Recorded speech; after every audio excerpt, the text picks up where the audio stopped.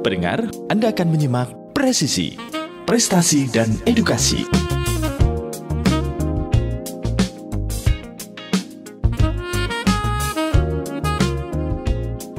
Bismillahirrahmanirrahim. Assalamualaikum warahmatullahi wabarakatuh. Radio kesayangan Anda, Persada FM, pilihan pas kita dan keluarga. Siarkan kebenaran, tebarkan kasih sayang.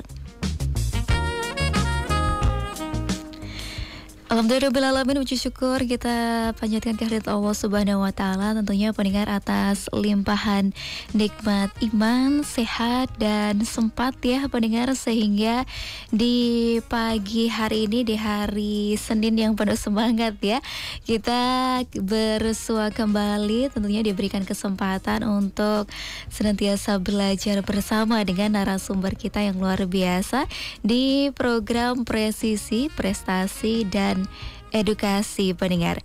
Dan untuk Anda pendengar Persada FM dimanapun Anda berada, semoga dalam keadaan sehat walafiat ya tentunya. Semoga diberikan kemudahan dalam menjalankan ibadah puasa dan aktivitasnya sehari-hari.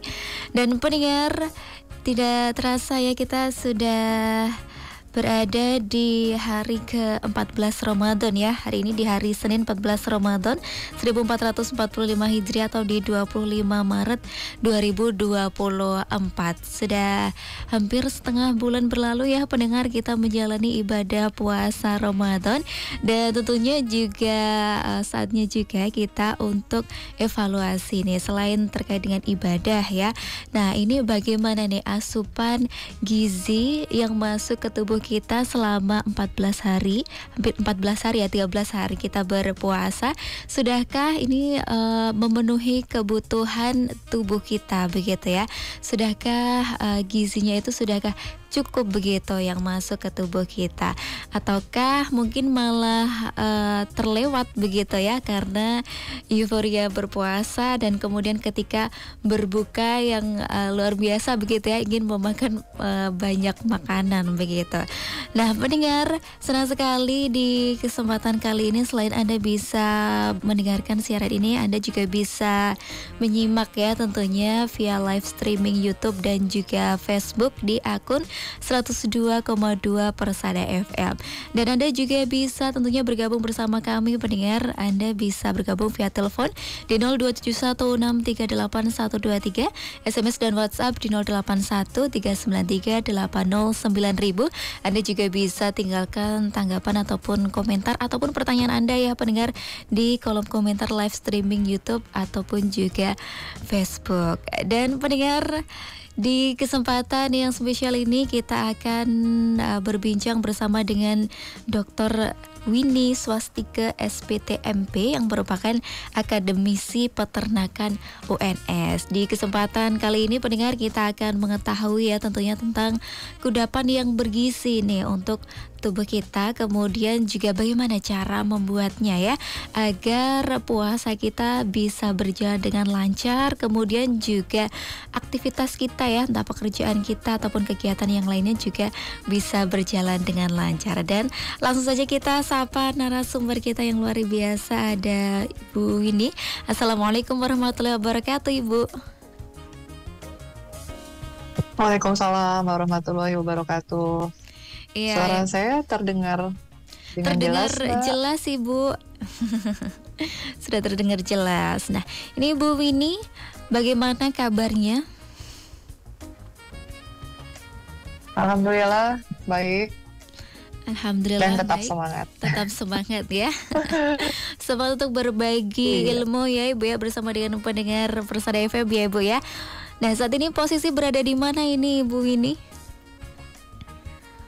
Saya sedang berada di kantor Mbak dengan berbagai macam aktivitas gitu. Tetap menyempatkan ya Ibu Winnie ya di sela aktivitasnya begitu untuk berbagi ilmu juga tentunya. Baik, dan Ibu Winnie, ini kita akan berbicara terkait dengan konsumsi makanan dan kudapan bergizi untuk kelancaran puasa. Begitu juga dengan cara membuatnya. Nah, untuk kudapan bergizi ini apa saja sih Ibu yang termasuk di kudapan bergizi ini? Mungkin bisa dipaparkan terlebih dahulu ya di awal kepada pendengar agar lebih paham nih terkait dengan kudapan bergizi ini. Silahkan Ibu Winnie. Baik Mbak, terima kasih. Assalamualaikum warahmatullahi wabarakatuh.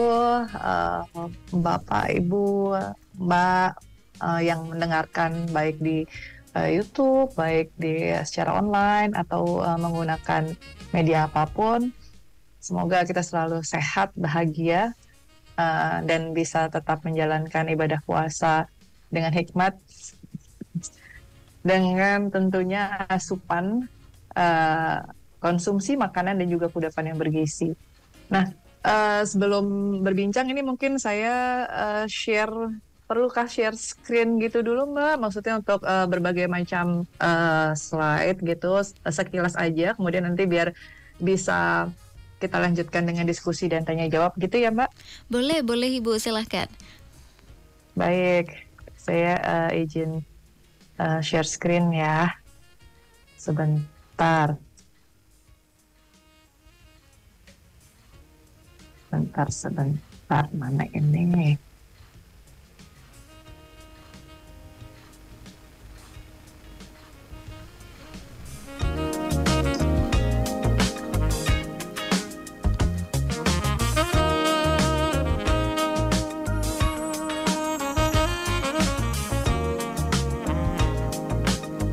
Ya, jadi sesuai dengan kemarin permintaan kita membahas karena di bulan Ramadan gitu ya, konsumsi makanan dan kudapan yang bergizi yuk seperti apa sih gitu.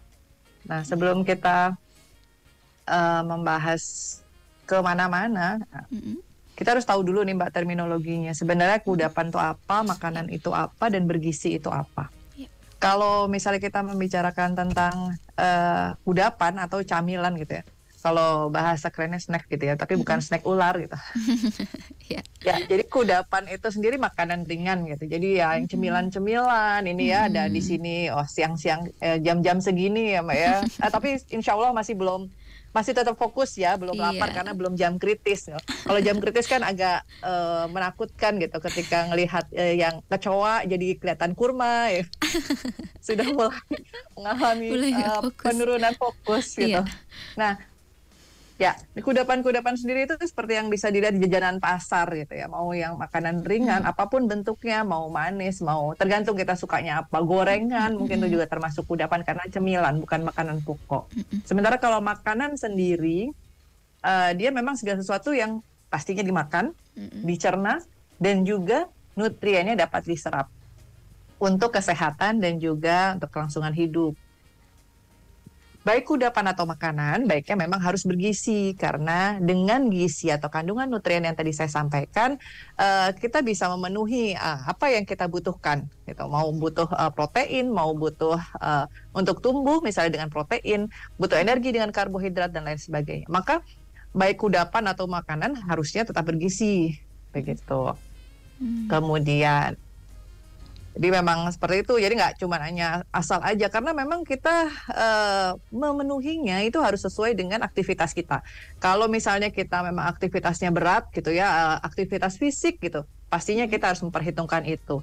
Beda sama misalnya kita nih Mbak yang hanya di balik layar gitu ya, duduk di kursi gitu, ngetik gitu, mungkin beda dengan yang bersepeda atau mungkin beda dengan atlet kebutuhannya, dan itu jadi bahan pertimbangan dalam mengkonsumsi. Nah selama Ramadan karena memang kita hanya bisa mengkonsumsi pada saat sahur dan berbuka, maka sepanjang itulah kita harus bugar. Karena berdasarkan dari surat Al-Baqarah harus bugar. Kenapa? Karena memang diwajibkan berpuasa, kemudian juga di situ banyak keutamaan puasa, tapi tidak boleh menurunkan produktivitas baik dalam berkegiatan maupun pastinya dengan beribadah.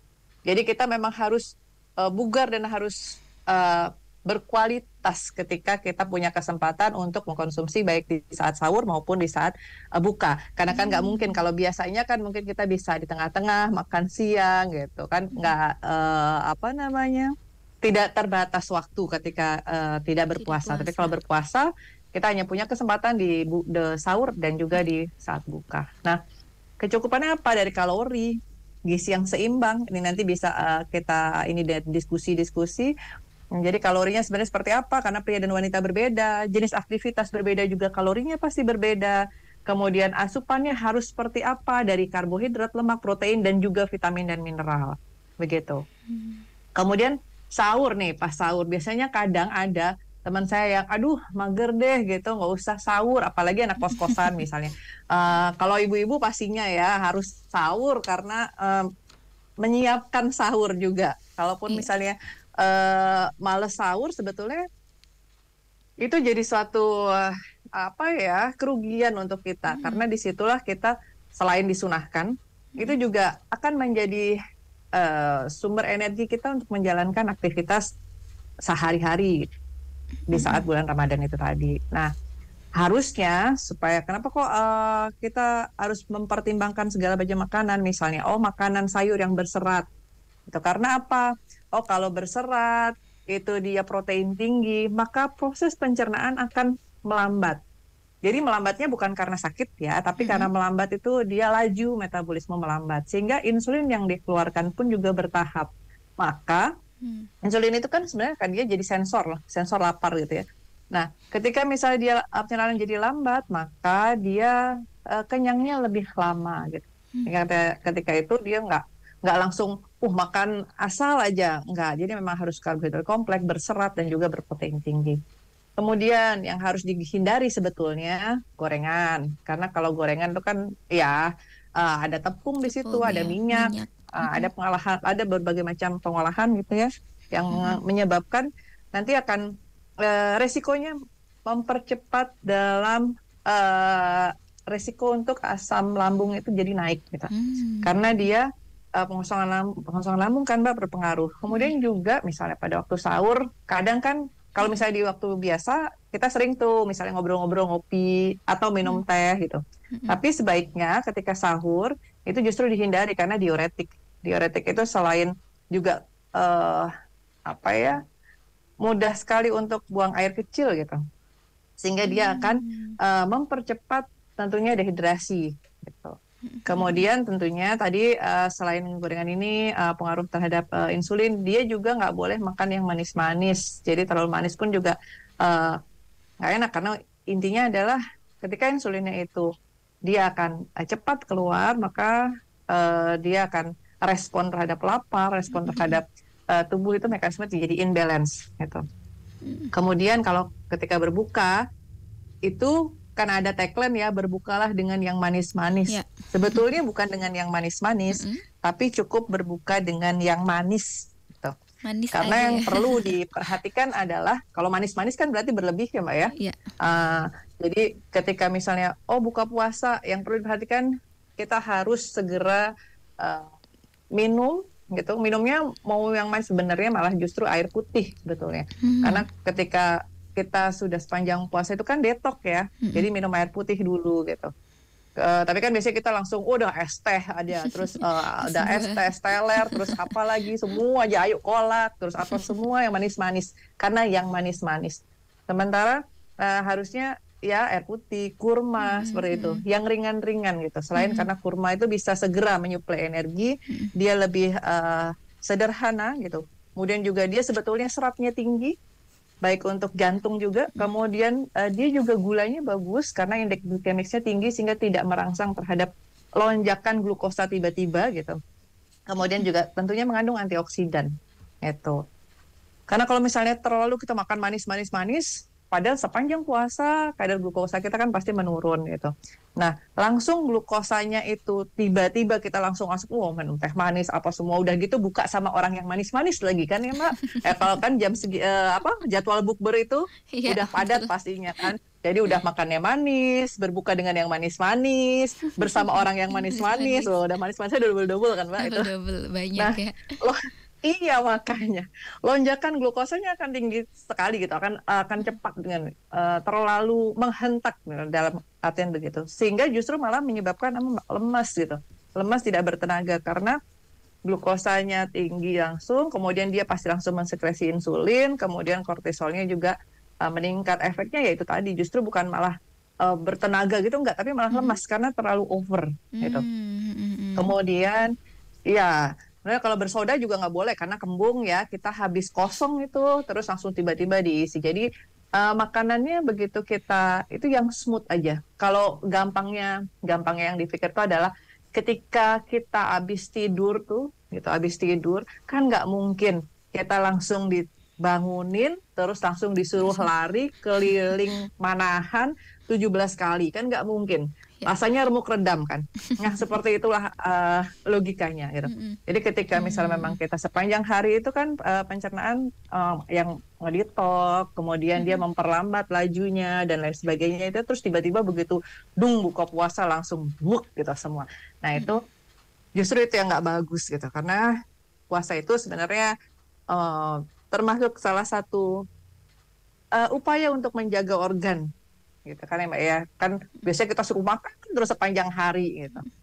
Nah itu kemudian kalau misalnya ngomong ini nanti mungkin bisa didiskusikan ya, bahwa memang kalau status gizi segala sesuatu itu kebutuhan status gizi, karena tadi ada kalori, mengandung IMT, kemudian statusnya ini tadi saya bilang bahwa memang klasifikasinya berbeda, kemudian dia laki-laki dan perempuan juga berbeda, kemudian bagaimana kita mencukupi kebutuhan itu dari energi gitu, bagaimana kita dari aktivitasnya kita seperti apa cuma hanya di ngetik gitu saat di kantor gitu, atau aktivitas fisik yang harus tinggi misalnya. Ini ada derajat aktivitasnya. Kemudian karbohidrat juga tidak boleh berlebihan gitu, karena karbohidrat berlebihan segala sesuatu itu intinya tidak boleh berlebihan. Karbohidrat nggak boleh, protein nggak boleh, meskipun karbohidrat memang jadi sumber energi, protein untuk sel pembangun gitu. Lemak juga untuk mensintesa dia hormon-hormon khususnya reproduksi, tapi juga di saat berlebih juga tidak boleh, dan itu tidak baik. Ini cara menghitung kebutuhan protein, sehingga seharusnya memang kita hitung gitu. Tapi kan susah ya. Ya pokoknya dikira-kira nanti di tabel piringku itu kan pasti ada. Dan juga jangan lupa ini zat gizi, jadi kayak vitamin, ada Fe, ada dan lain sebagainya, itu yang sebetulnya waktu kita kekurangan cairan gitu ya, cairan tubuh selama berpuasa itu juga akan hilang bersama, misalnya dehidrasi, hilangnya cairan, penguapan dan lain sebagainya gitu, karena cairan tubuh itu kan di seluruh tubuh kita, sehingga rekomendasinya memang yang jelas nggak boleh gitu ya melewatkan waktu sahur gitu, kemudian konsumsinya harus sekian persen, nggak boleh tadi yang diuretik, kopi, teh, coklat, soda, energy drink gitu juga nggak boleh. Kemudian makannya sebetulnya lebih bagus itu kurma dulu, air putih, kemudian minum air putih itu pakai formasi 2-4-2 gitu, 2 pas berbuka, 4 pas malam hari, 2 lagi pas sahur gitu. Jadi memang ada aturan untuk bertahap, karena kita juga nggak mungkin langsung minum air 1 galon gitu, nggak mungkin juga gitu. Ini yang tadi saya bilang 2-4-2 konsumsinya untuk menggantikan kebutuhan cairan tubuh yang hilang selama berpuasa, karena memang penting dia termasuk keseimbangan cairan elektrolit dalam tubuh, karena memang tubuh kita itu didominasi oleh cairan elektrolit, sehingga ketika tidak seimbang dia banyak yang terganggu gitu, sistem kerja saraf, pakai fokus juga menurun, kemudian dia media untuk membawa nutrisi, kemudian untuk pada saat detox dia juga membuang sisa metabolisme dan lain sebagainya, sehingga penting sekali untuk memperhatikan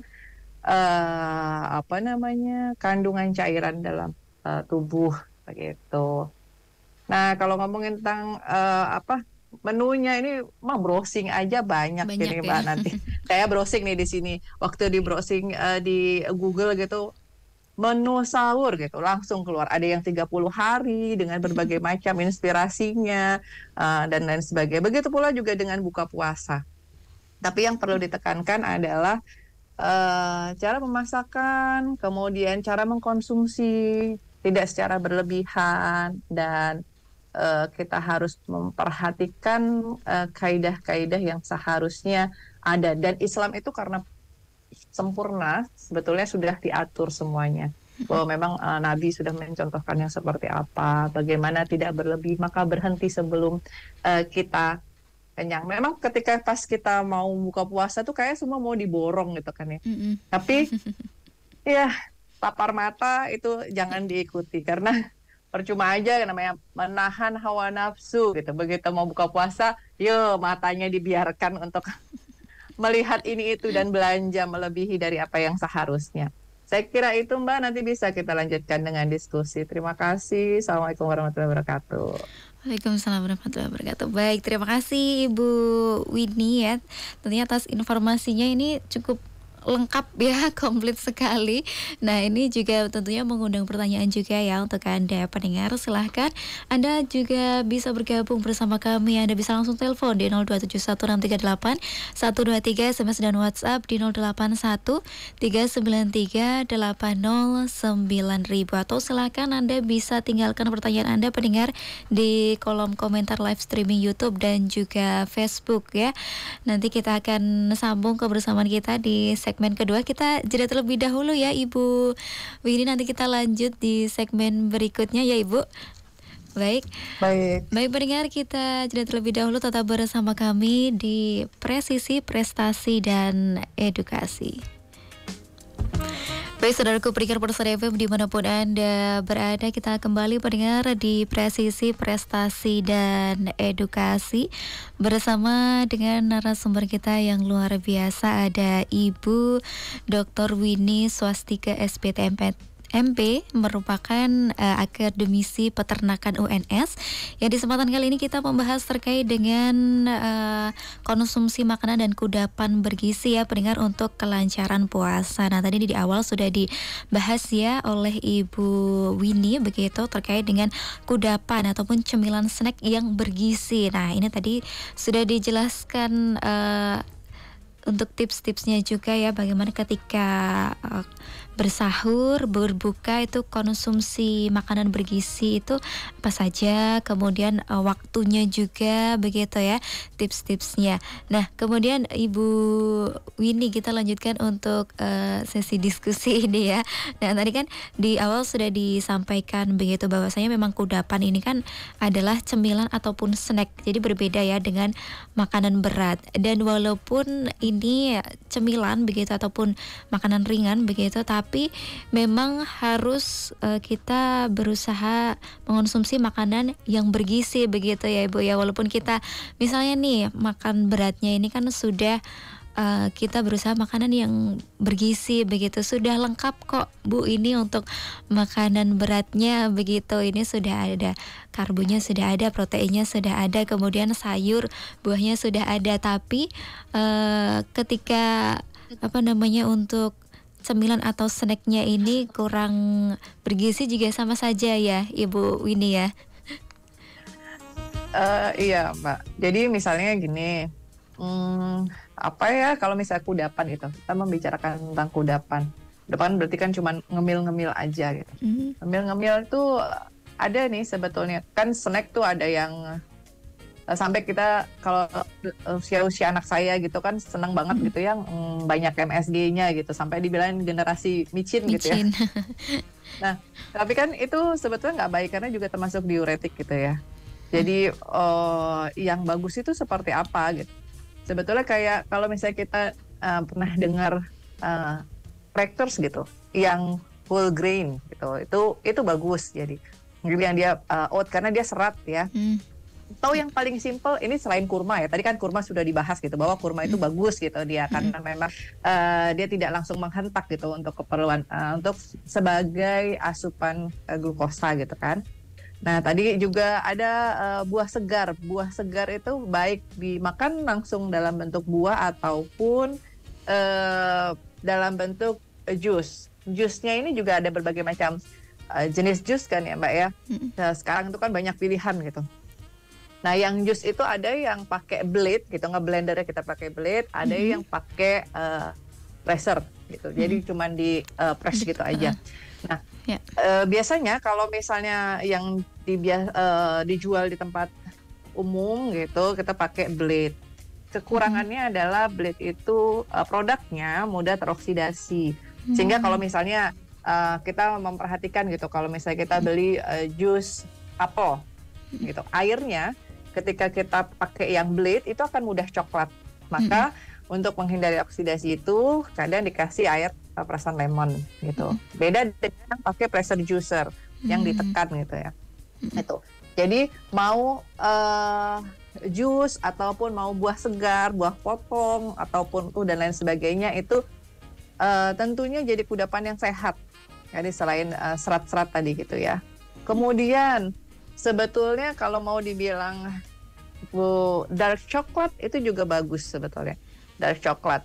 Jadi kalau coklat-coklat itu yang paling bagus memang dia dark. Karena memang dark itu lebih dia bisa kenyangnya lebih lama karena memang dark coklat itu kan kandungan gulanya lebih sedikit dibanding yang lainnya gitu.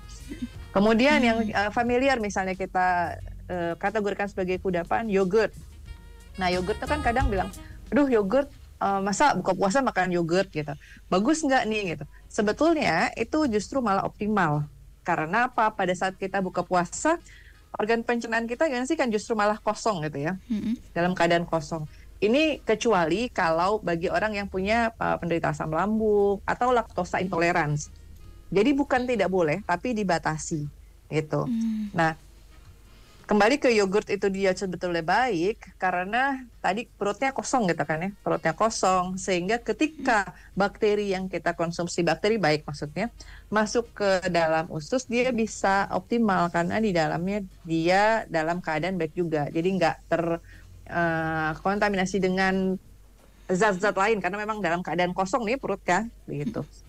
Kemudian selain dia mengandung protein, dia juga ada kandungan vitamin B dan D. Ya, karena dia kan produk fermentasi dari susu, justru malah menyebabkan dia kenyang gitu sebetulnya. Cuma emang kadang kan lapar mata beda ya Mbak ya. Kemudian lagi probiotik yang terkandung di dalam yogurt itu tadi bisa meningkatkan penyerapan Fe. Apalagi pas kita sama berpuasa itu kan kurang asupannya gitu. Kemudian juga bisa mengontrol tekanan darah. Jadi sebetulnya lebih bagus gitu. Itu. Kemudian tadi apalagi yang disebut dalam cemilan-cemilan yang sehat. Tadi ada buah, ada yogurt. Atau mungkin buah, tadi kan ada buah segar. Buah kering juga bagus, gitu, buah kering. Kacang-kacangan juga bagus, gitu. Kacang-kacangan saya kayak almond atau kacang kacang tanah sebetulnya juga bagus, gitu. Kemudian apa lagi ya? Banyak hal yang cemilan-cemilan itu sebetulnya yang nggak usah pakai ribet gitu. Kalau misalnya kolak gitu kan, jadi kolak itu sebenarnya bukan tidak baik, tapi ketika kita konsumsi berlebih pasti ya tidak baik. Selain kekenyangan, juga gula yang berlebih itu tadi. Karena kolak pasti kan kita bikinnya kasih gula, kasih santan gitu. Kolaknya itu nggak salah. Cuman ketika keroyokan yang masuk gitu, dan yang masuk ke dalam yang kita masukkan gitu, yang kita konsumsi itu juga secara berlebihan, itu sebetulnya yang jadi berbahaya gitu. Langsung gitu. Itu. Jadi kolaknya nggak salah. Jadi kalau misalnya kolak walohnya itu nggak salah karena waloh itu justru banyak kandungan nutriennya, banyak hal yang baik gitu loh sebetulnya gitu. Tapi ketika itu tadi mau dikasih gula, dia jadi gulanya sebenarnya yang nggak bagus karena kan waloh sendiri itu dia warna buah, mau buah sayur yang orange itu kan dia mengandung karotenoid, dia ada bioaktif compound gitu kan, ada kandungan yang bagus gitu. Juga ada kalau waloh itu ada vitamin E-nya. Kan tahu tuh vitamin E pasti bagus juga untuk kulit gitu kan. Kemudian ada karotenoidnya juga dia bagus gitu untuk kesehatan mata gitu. Dia juga kayak blueberry, raspberry dan lain sebagainya itu juga bagus. Kemudian waloh itu bijinya pun juga bagus kan gitu. Nah yang nggak bagus itu ketika ya dikasih santan, kemudian sebetulnya santannya kental. Santan itu sebetulnya tidak salah. Jadi jangan mengkambing hitamkan satu dengan yang lainnya. Tapi ketika pemasakannya yang salah, dia akan menjadi salah gitu. Dia akan menjadi bumerang gitu. Iya, karena dia akan terjadi perubahan gitu, perubahan struktur molekul. Jadi sebetulnya kalau mau dibilang santan itu, kalau dia raw materialnya dia sebenarnya bagus loh sebagai sumber lemak juga gitu. Tapi kalau dimasak dia jadi mengalami perubahan, perbedaan senyawa dan lain sebagainya. Sebenarnya itu Mbak yang mungkin bisa kita perhatikan. Di mana-mana sih memang kalau berlebih memang nggak boleh ya. Iya betul.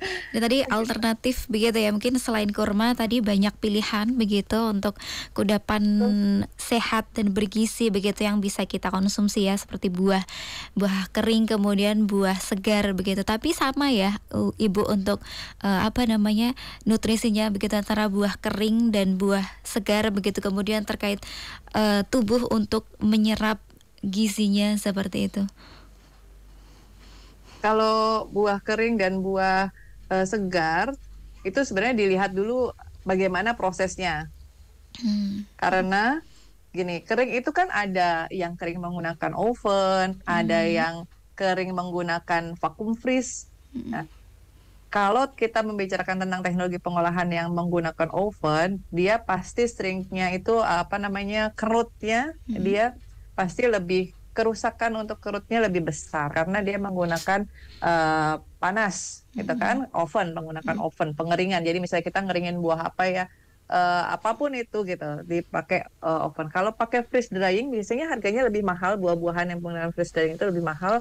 Kerusakan kandungan nutrien dan lain sebagainya itu lebih tipis karena dia menggunakan menyublim ya. Jadi kalau misalnya yang menggunakan oven kan dia pakai penguapan, tapi kalau misalnya yang menggunakan vacuum freeze dia penyubliman, sehingga kerusakan dan porus-porus sebetulnya yang kalau kita lihat pakai mikroskop, porus yang ditinggalkan dari penguapan kadar air itu lebih tinggi kerusakannya pada oven begitu. Kemudian kalau misalnya kalau mau bilang kandungan nutrien, karena begini, prinsip di pengolahan itu ketika dia pengeringan atau menguap, dia kan air itu nggak sendiri tuh Mbak. Air itu kan dia nggak berani ya, dia ngajak-ngajak biasanya. Ngajak vitamin, mineral, dan lain sebagainya. Nah, pada pengolahan yang lebih, dia cepat kan kalau untuk vacuum freeze, apalagi kalau di vakum dulu gitu. Vakum baru terus langsung, jadi lebih cepat, lebih efektif, sehingga kehilangan kandungan nutrien itu lebih diminimalisir. Kalau mau kita lihat tuh kan ada tuh yang di vacuum freeze itu pakai kayak nanas yang dimasukkan kalau kita suka hangout gitu kan, kadang ada tuh teh, terus ada nanti dikasih apa. Itu biasanya ada nanas, ada irisan lemon dan lain sebagainya, itu ya itu biasanya menggunakan vacuum freeze gitu. Nah, kemudian kalau misalnya meskipun itu tadi di pengeringan itu ada penurunan pasti ya, ada penurunan zat gizi gitu. Tapi di vacuum freeze itu dia tidak terlalu besar dibanding pengeringan menggunakan oven. Kemudian, nah buah kering itu juga kadang kalau di kemasan, nah yang buah kering yang ada di dalam kemasan, dia kan karena dengan menggunakan teknologi pengemasan, biasanya buah kering itu dikemas mengandung sulfur dioksida gitu. Biasanya untuk apa? Dia supaya tidak berjamur pada saat penyimpanan di bakteri gitu, supaya memperlama umur simpan dan juga tidak berpengaruh terhadap penurunan warna, intensitas warna. Kan nggak cantik ya Mbak kalau misalnya tadinya orange terus jadi coklat gitu kan, nggak cantik, sehingga dikasih seperti itu. Nah, kalau kita mau bicarakan bagus mana, sebenarnya tergantung keperluan. Kalau kita mau buka puasa, ya udah kalau misalnya memang ada yang segar, ada yang fresh, pastinya. Apalagi kalau selama kita selama kita berpuasa itu kan kita kekurangan cairan. Jadi cairan dari buah gitu. Semua aja kita makan raw material yang nggak usah lah pakai dikeringin dulu, pakai di oven dulu, atau beli yang oven dan sebagainya. Tapi kalau misalnya memang kita mau bepergian, kemudian alasannya supaya lebih ekonomis, supaya bawanya lebih gampang, atau supaya tidak bulky gitu, bawanya kan gede gitu kalau bawa itu, bawanya jadi keripik dan lain sebagainya. Nah, dalam bentuk kering itu maksud saya. Itu kan lebih lebih kepada efektif dan efisien gitu. Jadi kalau misalnya kita mau segera dikonsumsi, ya pastinya tentu akan lebih bagus dalam keadaan segar. Belum Segar. lagi misalnya kalau kita lihat di supermarket, buah-buah kering itu biasanya dalam pengolahannya ditambah gula. Nah, lagi-lagi tuh gulanya yang Yang bermasalah ya ini ya.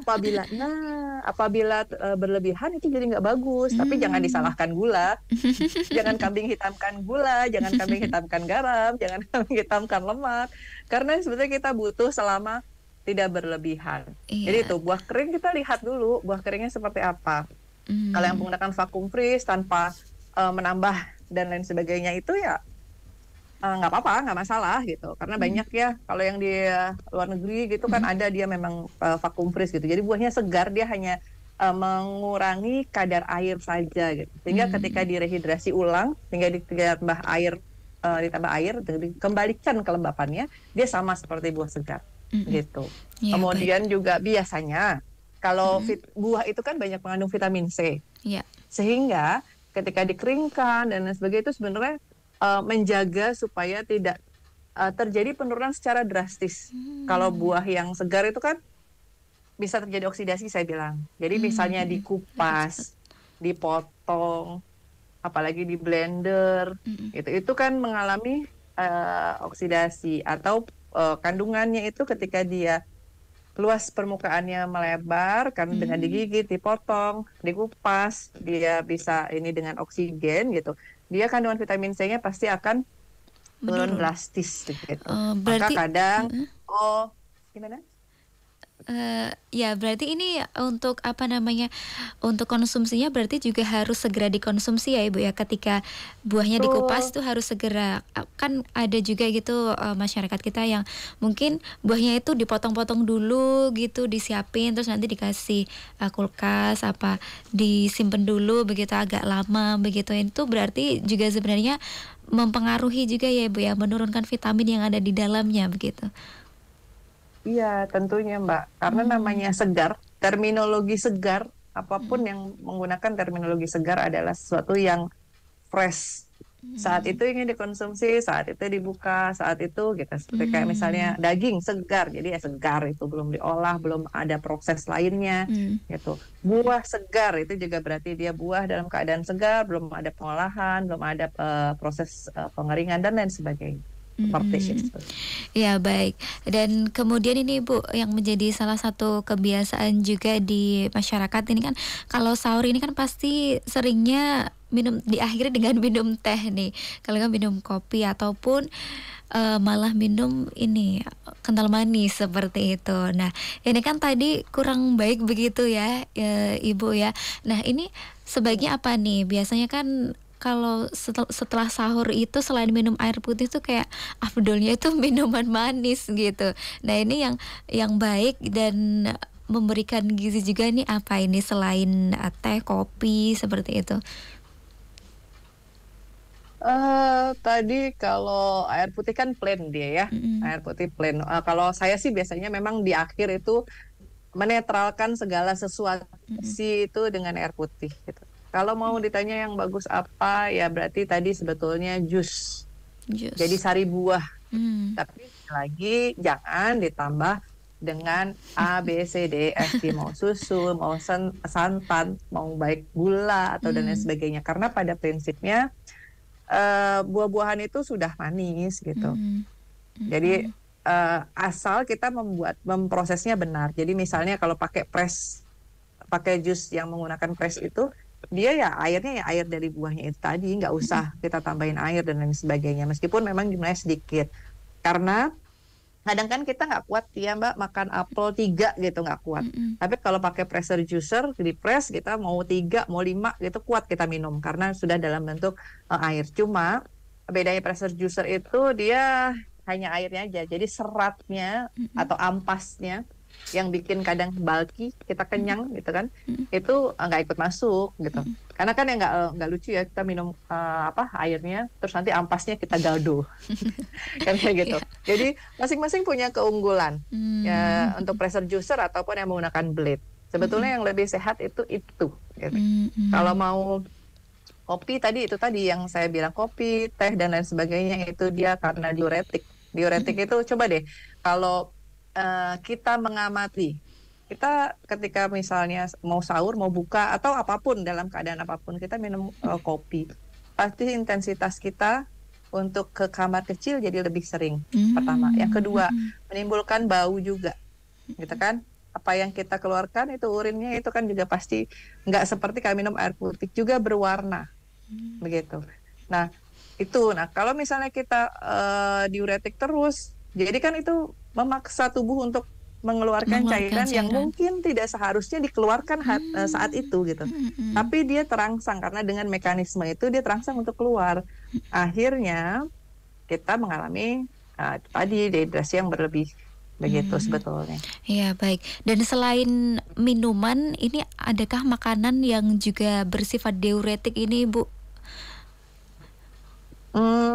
Makanan-makanan jadi kayak misalnya asin itu makanan-makanan yang tinggi kandungan garam itu ya. Kita misalnya mau bikin keasinan itu juga karena mempengaruhi tekanan osmosis di dalam darah. Begitu. Itu juga bisa menyebabkan cairan dalam tubuh keluar. Terus seperti itu. Atau terlalu manis jadi terlalu asin. Pokoknya keterlaluan itu semua berbahaya, Mbak. Terlalu cantik itu berbahaya loh, Mbak. Jangan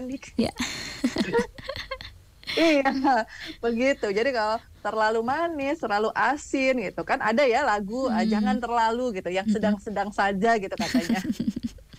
Berlaku untuk semua ya, Bu ya. Iya, betul sekali. Iya, baik. Dan kemudian ini Bu, masih ada pertanyaan lagi ini. Kalau misalnya untuk kan tadi juga ya, untuk pria, wanita itu kan juga berbeda begitu ya, untuk konsumsi kebutuhannya itu juga berbeda kalorinya. Nah, kemudian kalau untuk kondisi ibu hamil nih Bu, ini kan ada juga yang boleh berpuasa begitu sehingga ingin puasa. Nah, kemudian ini tipsnya bagaimana Ibu untuk mengonsumsi makanan ini tetap yang bergizi tapi tetap sehat juga dan awet kenyangnya gitu. Kan ada juga mungkin yang bumil ini ketika mengonsumsi makanan mungkin kan tadi disunahkan itu sebaiknya kan mepet imsak gitu ya, mepet. Nah, ini kan kalau misalnya terburu-buru gitu agak mepet itu mual apa gimana gitu. Nah, ini bagaimana ini baiknya kalau sarannya menurut Ibu? Nah, kalau tadi yang di highlight kan ibu hamil biasanya kalau makan buru-buru nanti mual, sebetulnya tidak hanya ibu hamil. Mekanisme itu terjadi semuanya ke semua pada semua orang gitu. Jadi kalau misalnya kita buru-buru gitu karena antara kita mengunyah makanan yang kita masukkan, gas dan lain sebagainya itu tidak tertata dengan baik dan benar. Begitu. Makanya kita nggak boleh terburu-buru. Makan juga dikunyah, kalau sunahnya 33 kali juga sambil dihitung, sambil sholawatan gitu atau sambil istighfar gitu ya Mbak ya. Jadi jangan cuma dihitung 1, 2, 3 gitu kan, sambil astagfirullah, astagfirullah, jadi beribadah gitu. Nah, itu mau sebetulnya apa dalam rangka karena tadi ya, Islam memang semua udah diatur gitu. Dalam rangka memberikan kesempatan, pertama makanan itu dia ada pemecahan di sini juga gitu. Jadi menggunakan salivasi, kan ada salivasi ya semakin banyak gitu. Kita ada enzimatik, proses enzimatik di sini sebelum turun lagi gitu. Di proses enzimatik berikutnya itu. Jadi memang pelan-pelan kita harus makan itu, tidak boleh terburu-buru. Terus makan juga sedikit-sedikit sebetulnya gitu. Kalau ada lagi yang di konsultan gizi itu bahkan warna itu juga berpengaruh terhadap euforia kita dalam makan. Kenapa kok di di tempat makan atau merek-merek yang di luar sana itu biasanya menggunakan warna merah, kuning gitu, karena itu euforianya dia bisa meningkatkan gitu. Kalau hijau kan biasanya itu untuk makanan-makanan yang mengandung banyak sayur, serat atau herbal gitu, saya menggunakan warna hijau. Kuning dan merah itu biasanya euforia, dia langsung jadi umami rasanya. Dia jadi semangat makan juga Mbak ya. Meskipun semangat bayarnya enggak ya. Semangat makan. Iya. Nah, kalau di diet itu biasanya menggunakan piring hitam. Itu lebih calm down. Ya, mungkin juga selain itu gelap ya, apalagi gelap dia. Nah, di nanti mungkin bisa lebih, kalau untuk lebih detail keadaan bagaimana ibu hamil dan lain sebagainya bisa ke konsultasi di konsultan gizi, karena memang keadaan trimester pertama, kedua, dan ketiga itu pasti berbeda. Ya. Yang jelas protein, karena memang dia tidak sendiri, dia bersama babynya, jadi kebutuhan dia bukan hanya harus dipenuhi oleh sendiri, tapi juga anaknya gitu. Nah, itu dari protein juga karena dia ada pertumbuhan untuk jaringan, sel, otot, otak, dan lain sebagainya. Kemudian kalau misalnya mau dibilang biar cepat kenyang gitu, makan serat, banyak yang mengandung serat, itu dia sistemnya bulky. Tadi di awal saya sudah jelaskan, misalnya serat, kemudian protein, itu dia lama proses metabolismenya, jadi memperlama itu sehingga kenyangnya lebih lama. Kalau misalnya dibilang proteinnya berapa, kalau berdasarkan dari AKG gitu ya, untuk kecukupan gizi itu biasanya dia ya antara 60 sampai 90 gram gitu. Nanti bisa dilihat di trimester keberapa, karena semakin tinggi pasti dia kebutuhannya akan semakin tinggi juga. Karbohidrat juga iya, tapi jangan juga berlebih, karena justru berlebih, karbohidrat yang berlebih, karbohidrat itu kan juga pemasok gula. Gula tadi kalau ketika berlebih justru dia bukan malah jadi energi, tapi tadi ada kortisol tadi membuat jadi lemah, jadi malah jadi lemes, jadi mager, jadi ngantukan gitu. Ya seperti itu. Kemudian lemak juga jangan lupa, lemak dari lemak-lemak yang bagus gitu ya. Maksudnya jangan yang terus lemak udah apa aja terus semua dimakan gitu, enggak juga, tapi ya harus diperhatikan. Biasanya juga kalau ibu hamil kan banyak dikasih vitamin gitu ya, itu juga mungkin jangan lupa gitu, karena karena tubuh kita tidak bisa menyediakan semua vitamin secara otomatis, atau bahkan mungkin tidak juga berasal dari makanan. Jadi kadang kita harus membutuhkan vitamin dari luar untuk menambah gitu tadi. Jadi bukan terus, mungkin gini, bayam misalnya. Bayam ada kandungan nutriennya. Tapi ketika bayam dimasak dengan cara yang salah, maka akan terjadi penurunan. Begitu juga kita tidak akan mungkin makan bayam 2 keranjang.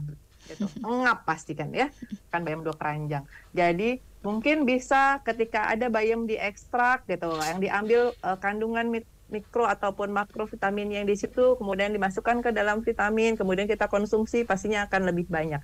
Maka di vitamin itu ada setara dengan berapa jenis sayur, berapa jenis buah, karena memang diekstrak, yang diambil memang kandungan yang dibutuhkan.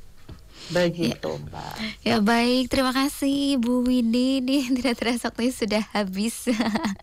Dan luar biasa sekali ya, sangat banyak tentunya ilmunya yang diberikan di kesempatan kali ini.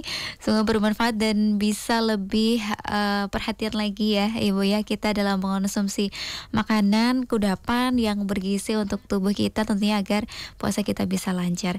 Baik, terima kasih Bu Windy, semoga lancar untuk puasa dan aktivitasnya, semoga sehat selalu ya Ibu.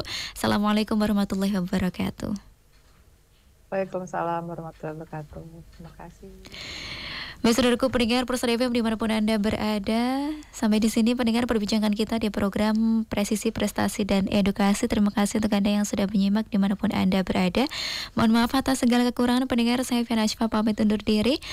Kejujuran mengantarkan pada kebaikan dan kebaikan mengantarkan kepada surga. Saya Fiana pamit. Assalamualaikum warahmatullahi wabarakatuh. Radio Pulsar.